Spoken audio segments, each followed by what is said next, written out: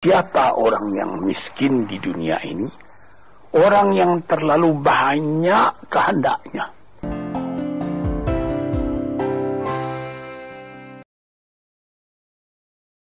Assalamualaikum warahmatullahi wabarakatuh. Para pendengar, peminat kaset-kaset saya ini, laki-laki dan perempuan, baik yang sedang tinggal di rumah atau dalam mengembara dalam perjalanan yang jauh dengan mobilnya, diputar kaset, didengarkan Nabuya berceramah, seakan-akan kita berdekat meskipun saya tidak ada dalam mobil ini, tapi suara saya ada. Yang akan saya bicarakan pada hari ini ialah tentang mensyukuri nikmat Allah Subhanahu wa ta'ala. Tuhan bersabda di dalam Al-Quran, la in syakartum la azidannakum wa la in kafartum inna azabi la syadid. Sesungguhnya jika kamu syukuri yang nikmat yang diberikan Allah kepadamu, niscaya nikmat itu akan ditambah lagi oleh Tuhan. Sebaliknya jika kamu lupakan nikmat itu, tidak kamu pedulikan, maka azab atau siksa Tuhan sangatlah pedihnya. Inilah ayat tentang syukur yang disebutkan oleh Tuhan di dalam Al-Quran. Sebenarnya nikmat yang diberikan Allah kepada manusia itu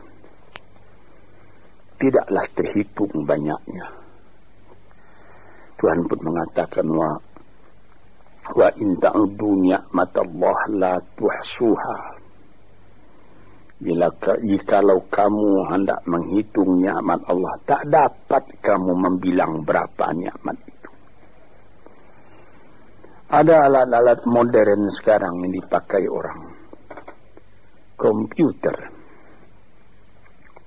yang dapat menghitung berjuta-juta, bahkan bermiliar dengan cepat. Tapi bagaimanapun cepatnya hitungan komputernya nanti sudah rusak dan nikmat Allah belum juga semua dapat dituliskan. Apa yang kita syukuri? Apabila kita mengenalkan nikmat Tuhan itu, kita menjadi kaya dalam batin. Kita tidak jadi murung dalam hidup. Sejak dari matahari yang terbit di waktu pagi, terbenam di waktu sore, di waktu senja, lalu berganti dengan malam, dan apabila malam sudah datang, bintang-bintang pun berkelap-kelip di langit. Itu pun sudah kita syukuri jika kita mengenal Dia. Di atas bumi sendiri pun, kayu-kayu yang menghijau, buah-buahan yang renum masak, ikan di laut, deburan pasir ketika ombak mengempaskan dirinya ke pantai, pohon kelapa nyiur yang melambai di tepi pantai, dan segala macam yang lain yang susah buat dituliskan, buat diucapkan pun, menjadi perbandingan, menjadi peringatan kepada kita bagaimana besarnya nikmat yang melingkungi manusia ini. Tuan-tuan yang terhormat, di dalam Al-Quran Tuhan pernah bersabda, wa khalaqna lakum ma fil ardi jami'a. Semua isi bumi ini kami sediakan buat kamu. Kami sediakan buat kamu. Sehingga apabila kita melihat ke laut, lihat ombak itu berdebur ke pantai, lalu kelihatan dari jauh perahu nelayan menyusur ombak dan gelombang mencari ikan. Untuk siapa ikan yang dicarinya itu? Untuk kita makan. Apabila kita lihat padi menguning di sawah, kita tanamkan padi itu. Untuk siapa buahnya? Untuk kita makan. Pisang yang tumbuh di pekarangan rumah kita untuk kita makan. Malahan kalau kita lihat binatang-binatang berkaki 4, kambing, sapi, kerbau. Hei kambing, hei sapi, hei kerbau, mengapa kamu gemuk? Mengapa kamu jadi besar? Kami disediakan buat kamu. Buat kamu. Payahlah menghitungnya. Sampai kepada buah-buahan yang ada, mangga, rambutan, durian, makanan-makanan yang lain-lain, lazat dimakan oleh manusia. Kalau sekiranya kita tanyai dan mereka dapat menjawab, tentu jawabnya akan sama semua buat kamu. Inilah nikmat oleh Allah Subhanahu wa ta'ala. Wa sakhkhara lakum ma fil ardi. Dan segala isi bumi ini disediakan buat kamu. Di sini kita merasa dalam hati syukur. Allah Ta'ala pun beri peringatan kepada kita. Walaqad karramna bani Adam wa hamalnahum fil barri wal bahri وَرَزَّقْنَاهُمْ مِنَ الطَّيِّبَاتِ وَفَضَّلْنَاهُمْ عَلَى كَثِيرٍ مِّمَّنْ خَلَقْنَا تَفْضِيلًا. 4. Katanya, hai anak Adam, kami muliakan kamu di muka bumi ini. Kami angkat kamu di laut dan di darat. Di laut dengan kapal, di darat dengan kendaraan. Malah sampai sekarang di udara diangkat manusia. Dan diberikan rezeki. Padi menguning, buah-buahan. Yang manis-manisnya pun bermacam kemanisan. Dan diberikan lagi peringatan bahwa dari binatang yang lain, manusia lebih utama. Dijadikan Allah Ta'ala bermacam-macam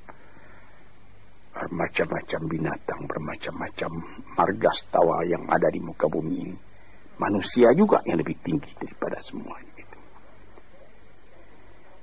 Dan sebagai patri daripada segala nikmat yang ada itu, diutus Tuhan pula, utusan-utusannya terdiri daripada bangsa manusia sendiri. Nabi-nabi dan rasul-rasul sejak dari zaman Nabi Adam, Nuh, Idris, Hud, Salih, Ishaq, Yaqub, Yusuf, Daud, Sulaiman, Zakaria, Yahya, Isa, Musa, dan lain-lain. Harun, dan lain-lain. Sampai kepada Nabi Muhammad SAW. Tanda cinta manusia itu sempurna kepada manusia. Cinta Allah kepada manusia itu sempurna. Dikirim manusia sendiri buat menyampaikan bagaimana manusia tadi supaya selamat dalam kehidupannya. Dan diberi peringatan kepada manusia bahwa hidup itu bukan sekedar yang sekarang saja. Sesudah hidup yang sekarang ada lagi hidup yang lain. Hidup yang akan datang yang lebih kekal daripada hidup yang sekarang. Hidup yang sekarang ini disebut al-hayatul faniyah. Hidup yang fana. Kelihatan sebentar, kemudian hilang. Sesudah hilang tak kembali lagi. Tapi nanti disambut dengan al-hayatul baqiyah. Hidup yang kekal. Disitulah kehidupan yang sejati. Kita kembali kepada yang tadi. mengenal hidup yang seperti ini saja sudah patut disyukuri. Kalau kita tidak mengenal hakikat dari kehidupan itu, apalah obah kita dengan binatang. Tuhan pernah bersabda dalam Al-Quran. Dia katakan, walaqad zara'na li jahannama katsiran minal jinni wal insi lahum qulubun la yafqahuna biha wa lahum adhanun la yasma'una biha wa lahum a'yunun la yubsiruna biha wa lahum adhanun la yasma'una biha ulaika kal an'am bal hum adall wa ulaika humul ghafilun. Akan kami lemparkan kepada neraka kesengsaraan, api neraka jahanam. Manusia, dia berhati tapi tidak memperhatikan, dia bermata tak melihat, dia berkuping tak mendengar. Apalah ubahnya manusia yang demikian itu dengan binatang? Bahkan lebih lagi sesatnya dari binatang. Sebab binatang kalau dia tidak berpakaian, tidak ada orang menyalahkan. Tidak ada kata salah, kata benar dan salah pada binatang. Sebab itu maka manusia yang tidak mempergunakan hatinya, matanya, telinganya, lebih hina dari binatang. Dan mereka itulah orang yang lalai, tak memperhatikan hakikat dari kehidupan itu. Maka tanda syukur kita kepada Allah, kenallah dirimu dan kenallah hidupmu. Dari mana engkau datang, di mana engkau sekarang, kemana engkau pergi lagi sesudah ini. Kambing, sapi, kerbau tidak membicarakan ini. Dia cuma memikirkan makan. Manusia disuruh memikirkan ini. Taruhlah manusia itu tidak ada nabi, tidak ada utusan dari Allah datang. Akalnya sendiri pun di dalam kehidupan itu hendak mencari juga jalan yang baik, hendak menjauhi juga jalan yang buruk. Tak ada orang yang menyukai yang buruk dalam hidup ini. Walaupun orang yang telah terlanjur berbuat buruk sekalipun dia menyesali karena dia tidak dapat menahan dirinya. Sebab itu maka bersyukurlah kita kepada Allah. Kehidupan kita itu tidak disia-siakan, tidak disia-siakan oleh Allah. Yahsabul insanu an yutraka sudah.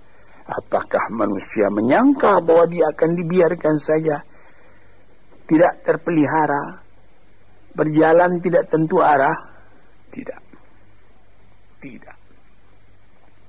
Sejak dari masa dalam menjadi nutfah lagi, sampai menjadi insan sudah menjadi fikiran kita. Bagaimana keindahan Allah menjadikan kita. Sebab itu maka dikatakan, bersyukurlah, syukurilah nikmat Allah itu. Sekarang timbul pertanyaan, bagaimana yang dimaksud dengan syukur itu? Saya pertalikan sedikit dengan falsafah. Sokrates apabila dia mempelajari keadaan alam, sesudah melihat keadaan alam ini, dia pun mempunyai iman bahwa ada yang menciptakan alam, yaitu Tuhan. Dia bersyukur. Mengetahui itulah hakikat hidup, kata beliau. Mengetahui itulah kebahagiaan sejati, kata beliau. Maka di sini kita melihat, syukur ya Allah, aku tidak dijadikan jadi binatang. Syukur ya Allah, aku tidak jadikan manusia yang sia-sia. Syukur ya Allah, aku terjadi dalam keadaan seperti ini. Sehingga aku tahu yang hak, tahu yang batil, tahu yang buruk, tahu yang baik, tahu dari mana asal perjalanan ini, dan tahu pula kemana tujuan perjalanan ini. Syukur kepada Allah karena kita tahu kita datang ke dunia cuma sekali.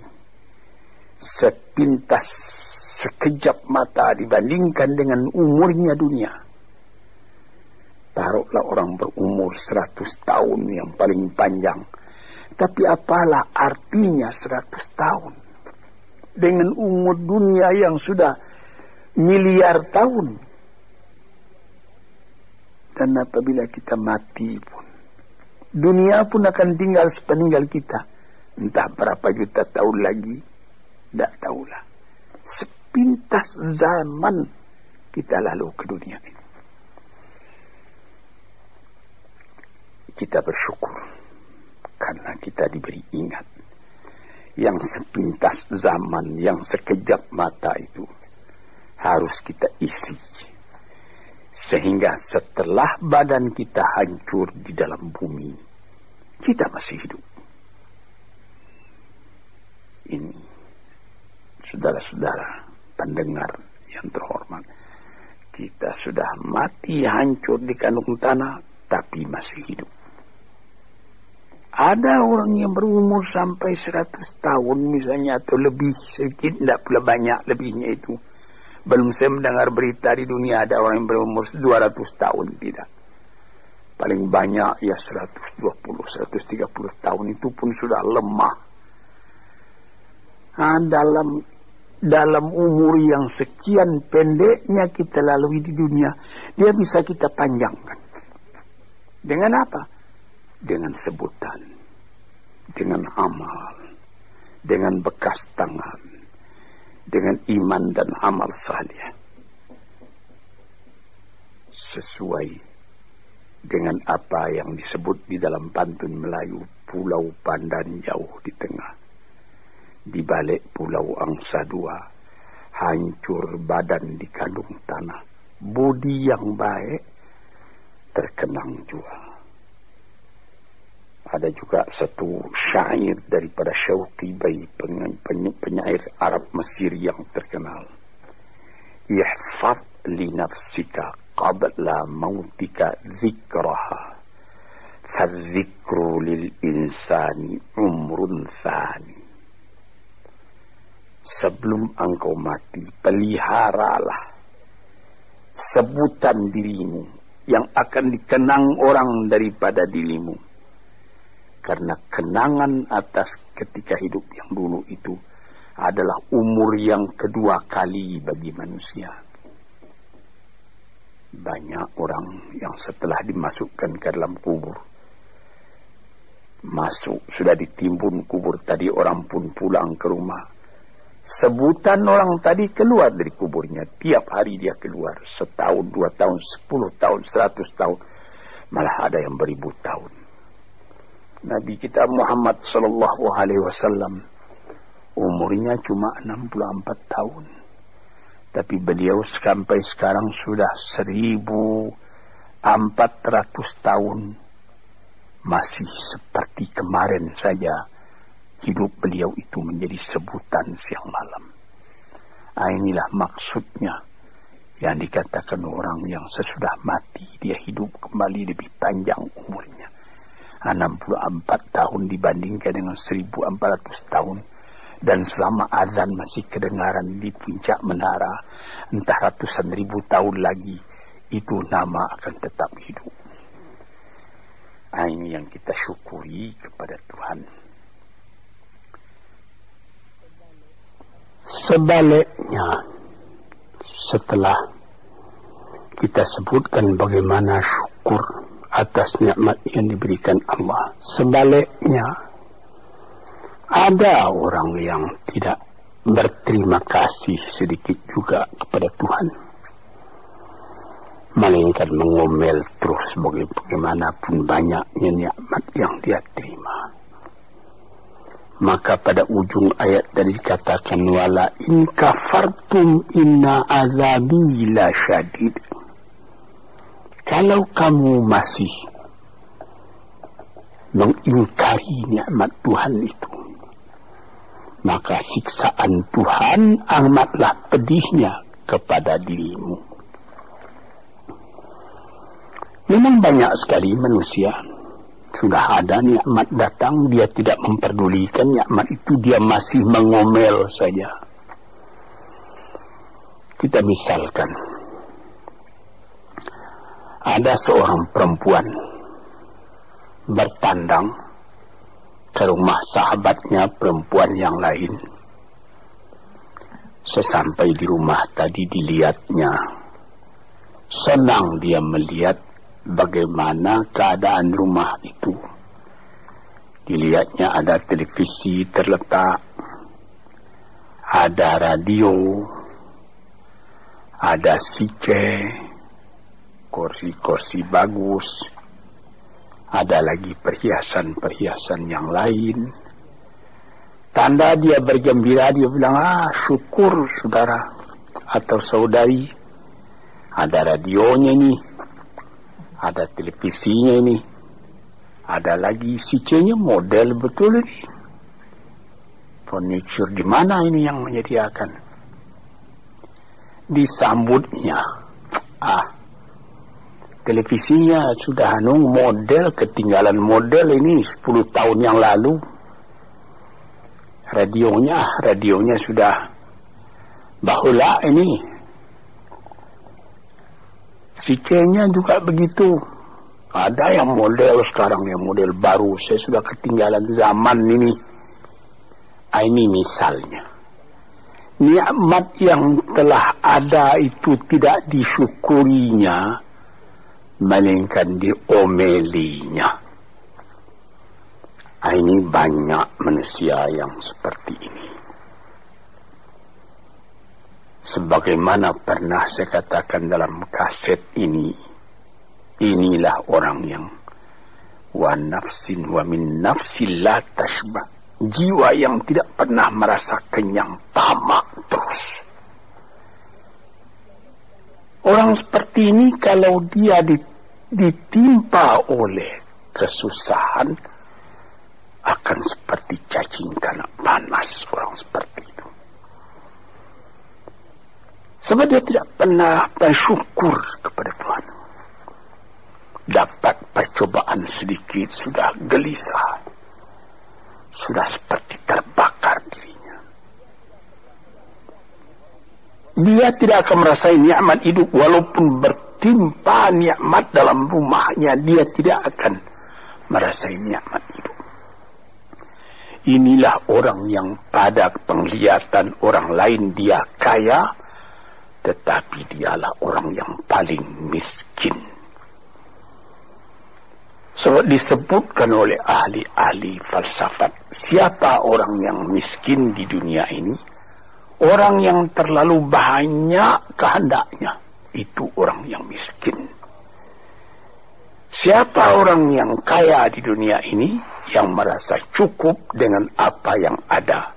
Dia bersyukur atas yang ada. Bukan berarti dia menolak yang tidak ada. Kalau ada, syukur. Kalau belum ada, sabar. Jadi, syukur itu ada imbangan, yaitu sabar dan syukur. Syukur ketika nikmat datang, sabar seketika nikmat pergi atau hilang atau rusak. Sebab apabila sabar, itu pikiran tenang menyebabkan ada lagi inspirasi baru yang akan datang. Tetapi kalau dapat sedikit cobaan sudah gelisah, maka kita mengkafiri, tidak mensyukuri nikmat yang ada. Misalnya saya pernah juga bertemu bukan seorang, berdeknya berkali-kali orang. Dia datang, Abuya, saya ini susah. Kenapa? Ya Buya mengatakan kalau kita suka-suka bertahajud, suka beribadat dengan setia, nanti apa yang kita minta dapat dikabulkan oleh Tuhan. Saya sudah 4 tahun tahajud saja saban malam, tidak dikasih apa-apa. Ini orang tidak bersyukur. 4 tahun dia bertahajud terus menerus. Dengan apa dia bertelanjang? Tidak pakai mukena. Berapa dibeli mukena itu? Lampunya terang. Berapa ongkos lampunya? 4 tahun sakit. Tidak. Makan enak juga saban hari. Cuma permintaan belum dikabulkan. Nikmat yang ada dalam tangannya dia lupa karena mengharapkan nikmat akan datang. Inilah orang. Wa ila in kafartum inna azabi lasyadid. Kalau kamu lupa kepada nikmatku, azabmu yang akan kamu derita lebih sakit lagi. Misalnya tadi itu, saya sudah bertahajud sekian tahun, tapi permintaan saya tidak dikabulkan. Berfikirlah sedikit. Itu namanya perkataan kan kurang sopan kepada Tuhan. Seakan-akan kita yang menentukan. Tuhan, mari sini, kasih saya. Seperti begitu kita kepada Tuhan. Padahal bukan karena mengharapkan diberi apa-apa itu yang menjadi pokok. Kita sebagai hamba Allah dihidupkan di dunia ini buat apa? Di dalam Quran dikatakan, "Ma khalaqtul jinna wal insa illa liya'budun." Tidaklah aku jadikan jin dan manusia malaikat untuk beribadat kepadaku. Jadi artinya bukan 4 tahun. Selama hidup hendaknya kita beribadat kepada Tuhan. Bukan mengharapkan apa-apa, karena yang ada ini sudah harapan kita.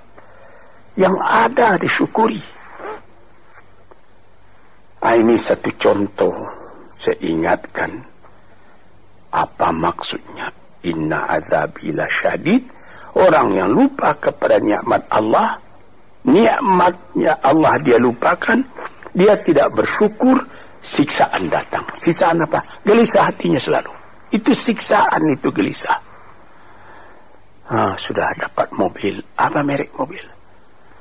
Mereknya Holden. Ya, tapi baru dipakai 2-3 hari. Ya, tapi sekarang ada lagi ini Holden. Mau pakai Mercedes Benz. Pakai apa lagi? BMW, Volvo, macam-macam. Macam-macam pikirannya itu sudah siksaan buat dia. Padahal bukan pula dilarang mencita-cita yang baru itu. Bukan dilarang. Tapi berpikirlah dengan wajar yang akan datang disyukuri. Yang telah ada ini lebih disyukuri lagi. Orang gelisah karena mengharapkan yang baru. Dia lupa keadaan kekayaan yang ada pada dirinya sendiri. Cobalah. Kita kaya. Mobil ada. Rumah besar. Ini cukup. Tapi badan sakit. Bagaimana? Saya teringat salah seorang sahabat saya telah meninggal. Itu terkenal orang kaya besar. Bapak Rahman Tamin. Dia di rumah sakit. Dia ketika itu baru saja membuka pabrik tekstil di Surabaya. Jadi bukan main lah, dia terkenal. Jadi ketika dia sakit, saya pergi melihat dia. Sekarang saya mengerti, katanya. Apalah arti kekayaan saya yang banyak itu, katanya. Yang penting sekarang ini bagi saya sehat. Ini perkataan dari seorang mukmin yang mengetahui berapa nikmat Allah. Tapi nikmat yang paling besar itu kesehatan, bukan kekayaan. Dia berdoa kepada Tuhan, dia beribadat. Dia minta, ya Allah, sehatkanlah badanku atau tetapkanlah imanku. Ini saya pernah melihat. Di sini kita melihat bahwa kesehatan badan adalah kekayaan yang tidak ada nilainya. Walaupun engkau tidak mempunyai banyak kekayaan, tapi badanmu sehat, kekayaan berjuta-juta itu. Engkau tidak banyak kekayaan, tetapi engkau makan enak. Pernah saya juga berjalan-jalan dengan seorang teman orang kaya, naik mobil lalu di dekat sawah, orang-orang bekerja sawah. Ketika itu hari kira-kira pukul 12:30 hari, saya melihat bagaimana sesudah membajak sawahnya, orang yang punya sawah tadi makan, dibawakan oleh istrinya dari kampung di dalam besek nasi yang akan dimakan oleh suaminya, dimakan oleh suaminya itu. Sehingga kawan saya yang punya mobil tadi menjadi dalam hatinya itu seakan-akan iri. Saya yang tinggal di gedung besar, di rumah besar, mempunyai mobil beginian, tidak merasa enak makan seperti itu, katanya. Coba Tuhan, berapa nikmat Allah. Maka itu kita kembali kepada pangkal kaji tadi. Wa in syakartum la azidannakum. Apa nikmat yang telah diberikan oleh Allah Ta'ala, syukurilah. Apabila itu engkau syukuri, badanmu sehat, hatimu senang, dadamu lapang, dalam hal itu insya-Allah Tuhan memberikan lagi tambahan nikmat itu. Wala in kafartum, tetapi jikalau engkau lupakan nikmat itu, itu namanya sama dengan kafir. Melupakan nikmat itu sama kafir. Sebab kafir itu ada namanya kafir inad, kafir juhud, kafir nikmat. Kafir inad artinya keras kepala. Kafir juhud, ingkar, tak mau percaya. Kafir nikmat, nikmat Tuhan telah datang, lupa nikmat itu. Itu juga termasuk kafir namanya. Kalau kita lupakan nikmat itu, maka kita sudah meracun diri sendiri. Makan tidak enak lagi. Mengapa? Ya habis. Rumah sewa saya sudah 40 pintu banyaknya. Tapi yang di sana tidak dibayar orang. Di sana itu hampir terbakar, rusak. Jadi berapa? Ada 2 rumah. Jadi yang 30 bagaimana? Lupa itu. Inilah beberapa contoh daripada orang yang memungkiri nikmat Allah. Itu juga merubah kepada rupa muka kita. Orang yang selalu tidak puas, walaupun dia punya kekayaan sudah berlimpah-limpah, tapi rasa syukurnya tidak ada, makannya pun tidak enak. Di dalam rumah tangganya pun dia menjadi selalu berungutan saja. Ketika mula-mula datang sesudah penyerahan kedaulatan pada tahun 50 datang ke Jakarta, suami istri hidup dengan sederhana, makan enak, tertawa pagi, tertawa sore, apa yang ada dimakan yang tidak sabar. Kemudian berlimpah-limpah rezeki. Rezeki datang, mulai lalai daripada Tuhan. Mulai lupa kepada nikmat. Lama-lama tidak mensyukuri nikmat. Timbul berkelahi dalam rumah. Si laki-laki tadi melihat lagi ada perempuan yang lebih muda. Dia mau kawin lagi, ribut lagi dengan yang tua, macam-macam. Nampak, bagaimana saya katakan tadi, nampak oleh orang luar, orang ini senang ini. Tapi di dalam rumahnya sendiri neraka, dibikinnya sendiri neraka itu, karena dia tidak mensyukuri nikmat. Dia bikin sendiri neraka itu, sebab dia tidak sabar ketika percobaan datang. Di sinilah tuan-tuan pendengar kaset yang saya cintai. Saya katakan, di dalam agama kita disuruh qanaah. Apa? Menyambut dengan kedua belah tangan nikmat yang diberikan Allah, kecil atau besar, yang penting nilainya. Nilai nikmat itu ialah apabila kita terima dengan syukur. Dan kalau percobaan datang, kita tabahkan hati, kita sabar. Percobaan itu banyak, harta, berniaga rugi, istri atau anak yang dicintai mati misalnya, dan lain-lain sebagainya. Kita sabar menerima itu, kita tabah menerimanya, sehingga kita tidak goyang.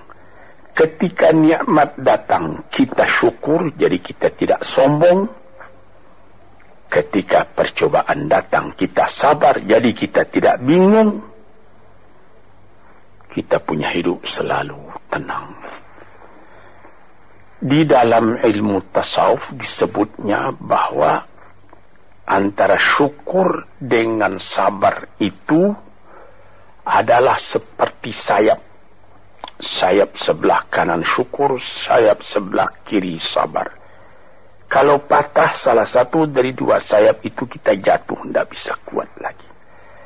Jadi sebagaimana kapal terbang juga mempunyai dua sayap. Kalau patah satu, lebih baik lekas berhenti, jangan berlayar lagi, nanti bahaya besar jatuh, membawa jatuh kita.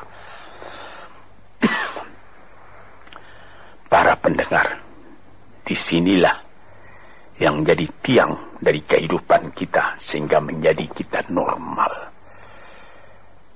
Sebagaimana pernah juga saya katakan, kerusakan atau seperti radio korsleting yang terjadi antara sabar dan syukur ini bisa jadi penyakit.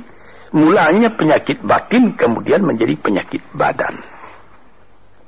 Ada orang, itu saya pernah mengatakan tempoh hari ini dalam salah satu kuliah di kaset ini, psikosomatik.